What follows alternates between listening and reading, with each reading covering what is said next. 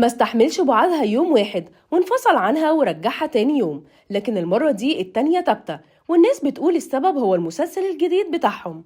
أسرار وكواليس انفصال يوسف الشريف وإنجي علاء قلبت الدنيا، تعالوا نقول لكم إيه الحكاية. في الساعات اللي فاتت خبر طلاق يوسف الشريف وإنجي علاء قلب كل السوشيال ميديا، الكل ملهوش سيرة غير خبر طلاقهم اللي كان غير متوقع بالنسبة ليهم، خاصة إن قصة الحب بتجمعهم من 14 سنة، ده غير إن في بينهم ولاد ومتفقين لدرجة كان الجمهور بيحسدهم عليها.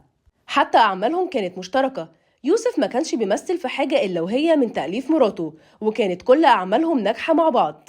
لكن الكل اتفاجئ لما إنجي نزلت بوست وكتبت فيه قدر الله وما شاء فعل، يؤسفنا أن نعلن نحن إنجي علاء ويوسف الشريف إنه قد تم الانفصال الرسمي بيننا، مع التأكيد على استمرار علاقة الود والمعزة والاحترام المتبادل، تقديرا لسنوات العشرة الطيبة التي جمعتنا ولأولادنا أجمل نعمة أنعمها الله علينا. دعواتكم ربنا يكتب لنا اللي فيه الخير. أشهد الله يا يوسف إني طول فترة زواجنا ما شفتش منك غير كل خير، وربنا يوفقك في اللي جاي، الحمد لله على كل شيء.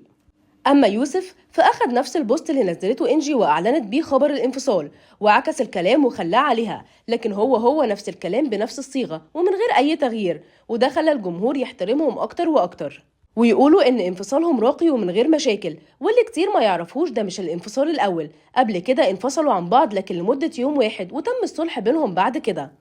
الكل كان حزين للخبر، دول فنانين وكمان الجمهور، لكن الكل كان عايز يعرف السبب ورا الانفصال، رغم ان يوسف مخلي حياته الشخصية خط احمر، لدرجة ان الجمهور ما يعرفش شكل ولاده حتى لحد دلوقتي، وده اللي مرحمهوش من الشائعات وخلى الناس تتكهن سبب الطلاق او الانفصال، وقالوا ان اكيد خلاف بسبب الشغل او احد الاعمال، وتحديدا المسلسل الاخير اللي تم الاعلان عنه، لكنه بقى في علم الغيب دلوقتي ومحدش عارف اذا هيتم تصويره ولا لا.